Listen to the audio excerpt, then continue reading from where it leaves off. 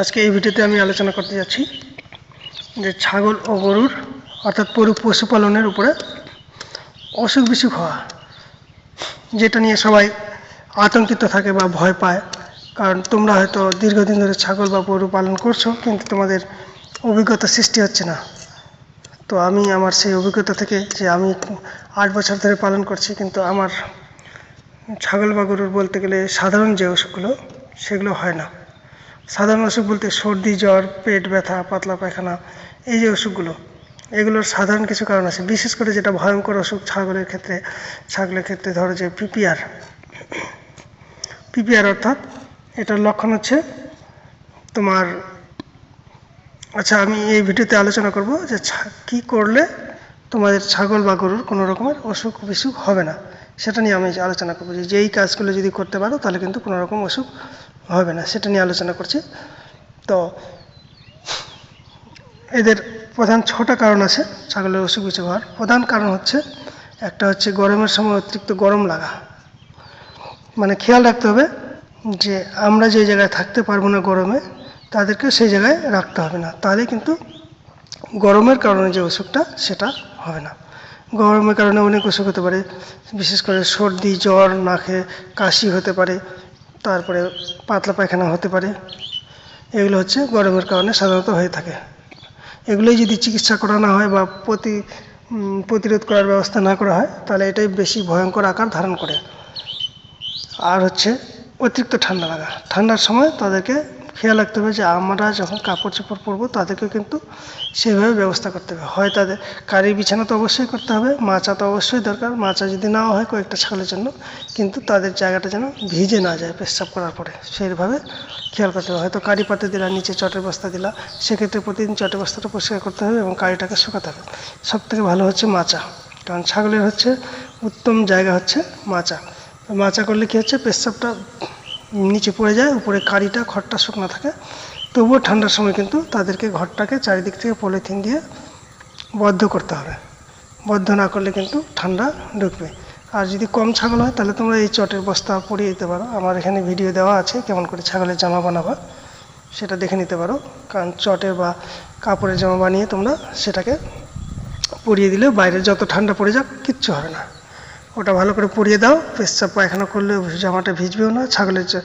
ছেলে ছাগলের এবং মেয়ে ছাগলের দুটো আলাদা করে জামা বানানোর সিস্টেম, ভিডিওগুলো আমার সার্চ করে দেখো, পেয়ে যাবে। তাহলে আর যদি তোমাদের মনে হয় যে বুঝতে পারছো না বা কেমন করে জামা তৈরি করবে, তাহলে সেটা আমাকে কমেন্ট বক্সে জানালে আমি আবার নতুন করে ভিডিও বানিয়ে দেবো, যে কেমন করে ছাগল বা গরুর জামা বানাবে যেন তারা খুলেও পড়বে না এবং পেচ্ছাপ পায়খানা করলেও ভিজবে না। তো তাহলে ঠান্ডা লাগার হাত থেকে রক্ষা করা যাবে এইভাবে। হয় তাদেরকে বদ্ধ করে ঠান্ডার সময় রাখতে হবে, আর না হলে জামা কাপড় বলতে চটের বস্তাগুলোকে ভালো করে পরিয়ে দিলে তাহলে কী হচ্ছে, ঠান্ডার হাত থেকে ওরা রক্ষা পাবে। আর হচ্ছে এটা গেল ঠান্ডা। আর ঠান্ডার কারণে একই অসুখ হয় সর্দি প্রথমে শুরু হবে। প্রথম হচ্ছে সর্দি থেকে কাশি হবে, নাকে তোমার সর্দি দেখা দিবে, তারপরে জ্বর হবে, পাতলা পায়খানাও হতে পারে খুব ঠান্ডা লাগলে। তাহলে এই কারণগুলো হয়। এটাই যদি ভালো মতো প্রতিরোধ করার ব্যবস্থা না করা হয়, তাদেরকে ঠান্ডা হাত থেকে রক্ষা করা না হয় বা প্রথমভাবে চিকিৎসা করা না হয়, তাহলে পরবর্তীতে ওষুধটা বড় হয়ে যাবে, তখন হয়তো আর কোনো ওষুধই কাজ করবে না। যাই হোক, পরে আমি শেষের দিকে ভিডিওটা শেষে জানাবো যে কোন অসুখ হলে কী ওষুধ ব্যবহার করবে, সেটা পরে জানাচ্ছি। তো দুটা কারণ গেল, একটা হচ্ছে গরম লাগা, একটা হলো ঠান্ডা লাগা। তারপরে হচ্ছে পরিষ্কার পরিচ্ছন্নতা। তাহলে সবসময় ঘরটা যেন পরিষ্কার পরিচ্ছন্ন থাকে। ঠান্ডার যদি খড় টড় দেওয়া হয়, তাহলে সেই খড়টাকে প্রতিদিনই চেষ্টা করতে হবে শুকিয়ে নেওয়ার, না হলেও 2 দিন বা 3 দিন বাদ তাদের সেটাকে বার করে বাইরে শুকাতে হবে। আর প্রতিদিনই অল্প অল্প করে নতুন খড় দিতে হবে। আর প্রতিদিন বাইরে বের করে শুকিয়ে নেওয়াটা সবথেকে ভালো। তারপরে পরিষ্কার পরিচ্ছন্ন করার পরে চুন পাউডার, যে চুনগুলো পাওয়া যায় পোলট্রি ফার্মে যেগুলো দেয়, সেই চুনগুলো ছড়িয়ে দেবে। সেই চুনটা হচ্ছে কোনো ক্ষতিকর না। এটা যদি খাবারের মধ্যেও পড়ে তাতে কোনো ক্ষতি হয় না, কারণ এতে ক্যালসিয়াম আছে। কারণ এই চুনটাই আমরা পানে খাই, তো কোনো ক্ষতি নেই, বরং উপকারী হবে। তো যাই হোক, চুনটা ছড়াবে, তাহলে কী হচ্ছে, ঘরটা পরিষ্কার পরিচ্ছন্ন থাকবে। আর বাতাসটাকে বিশুদ্ধ করার জন্য হচ্ছে ধোঁয়া ব্যবহার করবে, সামান্য ধোঁয়া, ধূপের ধোঁয়া বা যে কোনো ধোঁয়া। আমি যেমন এই যে গোবরের এই যে লম্বা করে গোড়া বলি আমরা এগুলোকে, বানিয়ে দিয়ে সেগুলো জ্বালিয়ে রাখি সারা রাত। তাহলে হালকা করে একটা ধোঁয়া হয়। এই ধোঁয়ার ফলে কী হচ্ছে, এর যে পেচ্ছাপের যে গন্ধটা সেটা থাকে না। কারণ পেচ্ছাপটা হচ্ছে, এটা আমি এর আগে বলেছি, পেচ্ছাপটা হচ্ছে অ্যামোনিয়া। এই পেচ্ছাপ থেকে অ্যামোনিয়া বের হয়, এটা তীব্র ঝাঁঝালো গন্ধ, খার। আর ধোঁয়াটা হচ্ছে অ্যাসিড আর জল। তাহলে সেটা মিলে হচ্ছে, মানে ধোঁয়াটা হচ্ছে অ্যাসিড আর পেচ্ছাপের গন্ধটা হচ্ছে খার। তাহলে দুটো মিলে হয়ে যাচ্ছে লবণ জল। তাহলে লবণ জলটা কোনো গন্ধ থাকে না, তাহলে পেচ্ছাপের গন্ধটা আর থাকে না এই ধোঁয়াটা যদি দেওয়া যায় ঘরের মধ্যে। বেশি দিবে না, বেশি দিলে আবার ক্ষতি হবে। এমন করে দিতে হবে যেন সামান্য ধোঁয়া থাকে, তাহলে বাতাসটা আর দুর্গন্ধ হবে না। মানে অ্যামোনিয়ার তীব্র ঝাঁঝালো গন্ধ থেকেও কিন্তু তাদের সর্দি, কাশি, জ্বর, ভাইরাস আক্রমণ হতে পারে। তাহলে 3টা গেল। একটা হচ্ছে পুষ্টিকর খাদ্য। তাদেরকে পুষ্টিকর খাদ্য মানে পর্যাপ্ত পরিমাণে ঘাস লাগাতে হবে। তাহলে ঘাস কী কী লাগাবে, ঘাসের জন্য আলাদা ভিডিও তোমরা দেখে নিতে পারো আমার চ্যানেলে। তো ঘাস অবশ্যই রাখবে। এক ধরনের ঘাস খাওয়ালে কিন্তু তাদের পুষ্টি পূরণ হবে না। আর যেগুলো বাড়তি ছাগল, খাসি, তাদেরকে কিন্তু দানাদার খাদ্য না দিলে কিন্তু বৃদ্ধি পাবে না। আর মেয়ে ছাগলগুলোকে বিশেষ করে হয়তো খুব একটা দানার খুব দরকার পড়ে না, কারণ তাদের তো বৃদ্ধির প্রয়োজন নেই। তারা তো দুধ দেওয়ার সময় একটু দরকার পড়ে, বাকি সময় তাদের ঘাস দিলেই হয়ে যায়। আমি যেমন ঘাস দিয়ে আজ মেয়ে ছাগলগুলোকে পালন করি, কারণ আমরা বড় খাসিটা নাই বাড়িতে। যখন ছিল তখন দানাদার খাদ্য দিতাম। এখন বর্তমানে মেয়ে ছাগলগুলোই আছে, তারা বাচ্চা দেয়, বেচে দিই। আমার আগে প্রচুর ছাগল ছিল, বর্তমানে আমি কমিয়ে রাখছি, কারণ যেহেতু আমার গরুতে বেশি পরিশ্রম করতে হয়, তাই এদিকে আবহাওয়া তো কম আছে। আর ছাগলের জন্য বড় করে পরিকাঠামো এখনও করা হয়নি।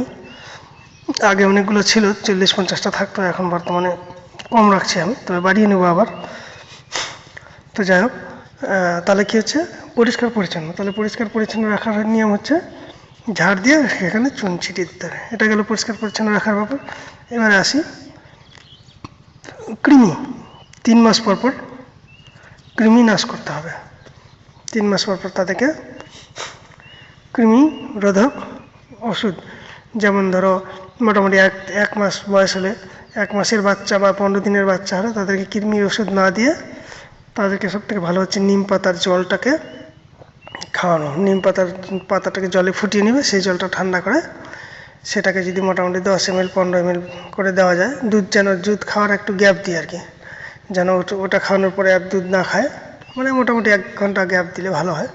তাহলে মানে পাতলা পায়খানা হওয়ার সম্ভাবনা থাকে না আর কি।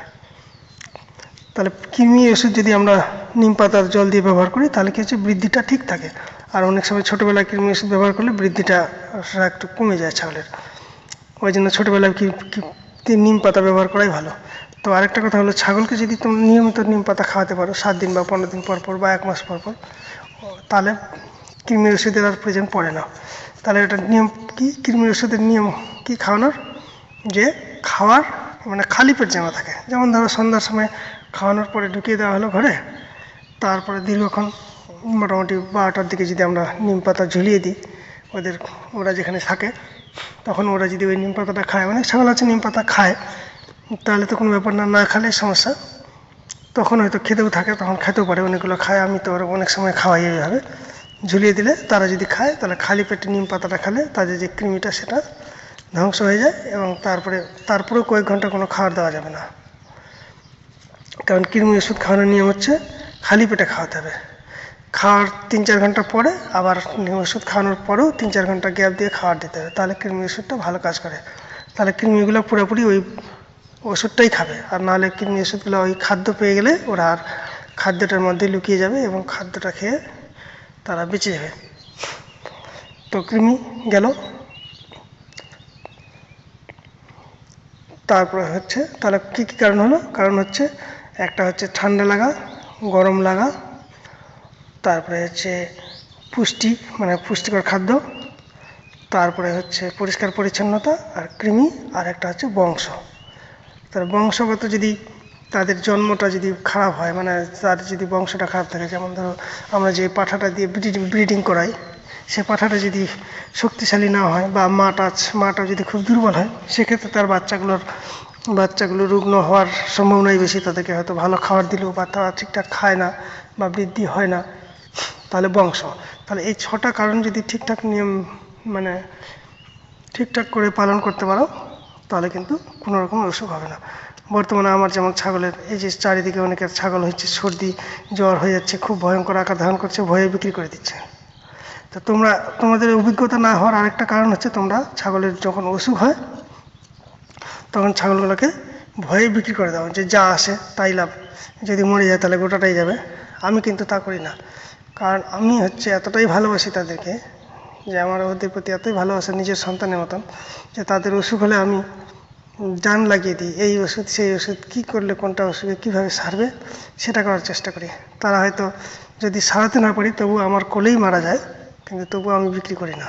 তাতে কি হয়, তাতে হয়তো আমার ওই ছাগলটার দাম যত হলো সেটা যায়, কিন্তু আমার যে অভিজ্ঞতাটা তৈরি হয় সেই অভিজ্ঞতা থেকে পরবর্তীতে আর ওই অসুখ হয়ে ছাগল মারা যায় না। এই জন্য আমার বর্তমানে আমার ছাগল বা গরুর কোনো রকমের কোনো অসুখ, সাধারণ অসুখ যেগুলো সেগুলো নেই। হ্যাঁ, কিছু অ্যাক্সিডেন্টালি অসুখ থাকে ওগুলো হয়তো হঠাৎ করেই হয় বা জানা যায় না, সেই অসুখগুলোই হয়।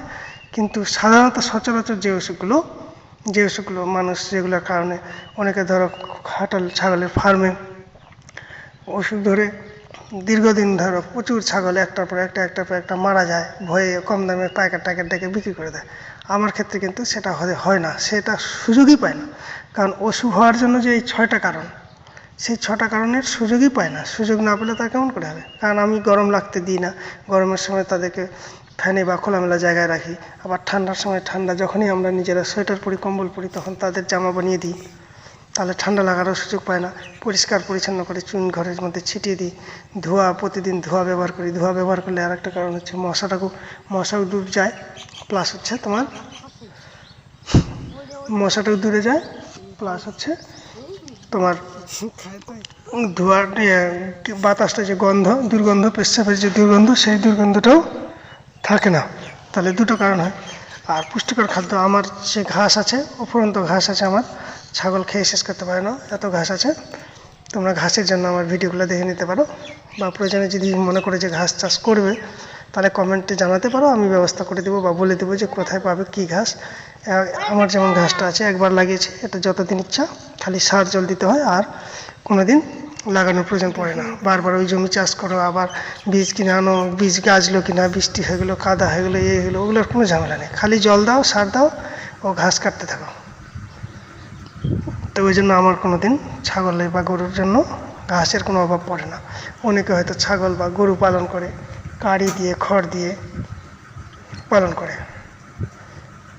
কিন্তু আমি সেটা করি না। আমার কাছে ঘাসই বেশি, খড়ই আমি কম দিই। তো যাই হোক, তোমরা যদি এই 6টা, বিশেষ করে মেইন কারণ হচ্ছে ঠান্ডা এবং গরম, এই দুটো হচ্ছে সব থেকে প্রধান কারণ অসুখ হওয়ার। এই দুটো যদি প্রতিরোধ করতে পারো তাহলে তোমাদের অসুখ হবে না। তো তোমরা যদি, এবার আমি একটু হালকা করে বলি, সর্দি জ্বর হওয়ার যে প্রতিরোধ ব্যবস্থাগুলো। সর্দি জ্বর যদি শুধু সর্দি হয়, নাকে যদি ফ্যাত আসে, তাহলে তোমরা নাকে তেল ঢুকিয়ে দিবে, আর খেয়াল রাখবে যে ঠান্ডা লাগছে না গরম লাগছে, সেটাকে প্রতিরোধ করবে। আর নাকে তেল দিয়ে ঢুকিয়ে যেন হাঁচি মারে, আর হাঁচি মারানোর সবথেকে ভালো বুদ্ধি হচ্ছে চুনটা যদি তাদেরকে ঘরে ঢুকিয়ে চুন ছড়িয়ে দাও, ধোয়ার মতো হয়ে যাবে, তখনই তারা হাঁচি মারলে তাদের নাকটা পরিষ্কার হয়ে যাবে। আর ঠান্ডা লাগছে না গরম লাগছে সেটা খেয়াল করে সেটাকে ব্যবস্থা করে আর ঘরটা পরিষ্কার করে দাও, দেখো সর্দি এবং কাশি এটা সেরে যাবে। আর কাশির একটা উপযুক্ত সবথেকে বড় ওষুধ হচ্ছে আদা লবণ বেটে রসটা খাইয়ে দাও, দিনে 2-3 বার খাওয়ালে কাশি চলে যাবে। কিন্তু কাশিটা তো যাবে, যদি এর কারণটাকে যদি দূর করতে না পারো তাহলে সেটা কিন্তু আবার হয়ে যাবে। কারণ ঘর দুর্গন্ধ থাকলে পরিষ্কার করতে হবে, পরিষ্কার রাখতে হবে, যেগুলো আমি বললাম। আর ঠান্ডা লাগলে ঠান্ডার হাত থেকে রক্ষা করতে হবে, গরম লাগলে গরমের হাত থেকে রক্ষা করতে হবে। এগুলো কারণ করতে পারলে তোমার কাশিটা চলে যাবে। আর জ্বরের জন্য, জ্বর যদি চলে আসে প্যারাসিটামল দিবে। জ্বরের ক্ষেত্রে একটা ভয়ঙ্কর ব্যাপার হচ্ছে যে ঠান্ডার সময় অনেকে জ্বরটা বুঝতে পারে না, কারণ ঠান্ডার সময় তো ঠান্ডার জন্য লোম খাড়া হয়ে যায়, হয়তো তার জ্বর হয়নি। আর গরমের সময় যদি লোম খাড়া হয় তাহলে তো বোঝাই যাবে যে গরমের সময় তো ঠান্ডা লাগার কথা না, তবু যদি লোম খাড়া হয় বা ঠান্ডা লাগছে মনে হয় তাহলে বোঝা যায় জ্বর আসছে। কিন্তু ঠান্ডার সময় অনেকে হয়তো মনে করে যে মনে হয় জ্বর আসছে, লোম ফুলে গেছে। কারণ ঠান্ডার কারণে দুর্বলতা, যদি দুর্বল থাকে তাহলে ঠান্ডার কারণে লোম ফুলতে পারে। সেক্ষেত্রে যদি জ্বরের ওষুধ খাইয়ে দেওয়া যায় প্যারাসিটামল, তাহলে কিন্তু তাকে বাঁচানো খুব সমস্যা হয়ে যাবে। জ্বর না আসলে যদি জ্বরের ওষুধ খাওয়ানো হয়, বিশেষ করে দুর্বল ছাগলকে হয়তো দুর্বলতার কারণে ঠান্ডা লাগছে, তারপরে যদি ওষুধ দেওয়া হয় তাকে প্যারাসিটামল, তাহলে কিন্তু তাকে বাঁচানো খুব কঠিন হয়ে দাঁড়াবে। আর ওই জন্য থার্মোমিটার রাখাই সবথেকে ভালো। বাড়িতে একটা থার্মোমিটার 150-200 টাকা দাম, সেটা যদি বাড়িতে রেখে দাও তাহলে ভালো। আর না হলে ডাক্তার দেখে চিকিৎসা করাতে পারো। যাই হোক, ডাক্তার তো এগুলো জিনিস বলবে না, তারা ইঞ্জেকশন দিয়ে দেবে, হয়ে গেল। কিন্তু ছাগলটাকে কীভাবে রাখতে হবে, কী খাওয়াতে হবে, সেগুলো বলবে না। তো আমি আবার পরবর্তীতে আরও অন্য ভিডিও দিচ্ছি, কারণ আমি ছাগল এবং গরু পালনের সমস্ত রকমের সমস্যার সমাধান এই চ্যানেলে দিয়ে থাকবো। তোমরা যদি মনে করো পশুপালন করবে বা তাহলে যেন সমস্যা না পড়ো, তার জন্য আমার এই চ্যানেলটা ভালো করে দেখে নিয়ে তারপরে তোমরা শুরু করতে পারো, তাহলে সমস্যা পড়বে না। কারণ মানুষের থেকে শেখার থেকে ঠিক শিখতে শিখতে তোমার যে সময়টা চলে যাবে এবং যে লসগুলো হবে, তোমরা যদি আমাদের অভিজ্ঞতাটাকে কাজে লাগিয়ে যদি শুরু করো, তাহলে তুমি সেই সমস্যাগুলোয় পড়বে না। তাহলে আমরা যেগুলো থেকে শিখছি সেগুলোই তো আমি আলোচনা করছি, তাহলে সেগুলো যদি তুমি আগে শুনে যদি আগে সতর্ক হয়ে যাও, তাহলে তোমার এই সমস্যাগুলো হবে না। তো আমি আজকের মতো রাখছি, এর পরবর্তীতে আরও পরের ভিডিও দিচ্ছি।